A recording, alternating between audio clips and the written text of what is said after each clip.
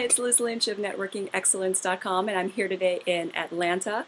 I led a strategic discussion for a group of senior executives on social media this morning, and I basically have stayed for the rest of the event to listen to the other speakers and to network with the other attendees, so it's just been fantastic. And I thought this would be a great opportunity to answer a question that I know a lot of people have, which is, how do you really maximize networking at conferences?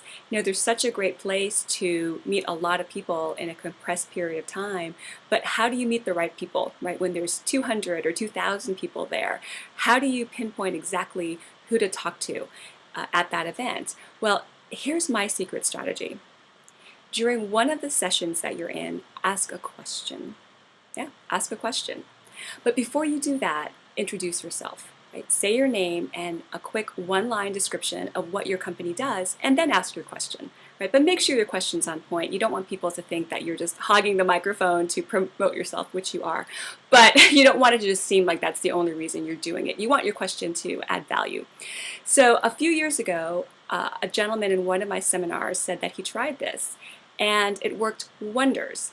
He said during the Q&A of the session that he was in, he raised his hand, got the mic, and said, "Hi, my name is John Smith. I help private companies find an exit strategy. And my question is this," and then he went on to his question. Well, amazingly, 15 minutes later, when the session ended and people were filing out, 3 people came up to him, and he got business from 2 of them, right? All from just taking a minute to ask a smart question and introduce himself in a smart way. So this is a highly efficient way to attract the people in the room who could potentially use your service, because otherwise, how would you be able to know who exactly to talk to?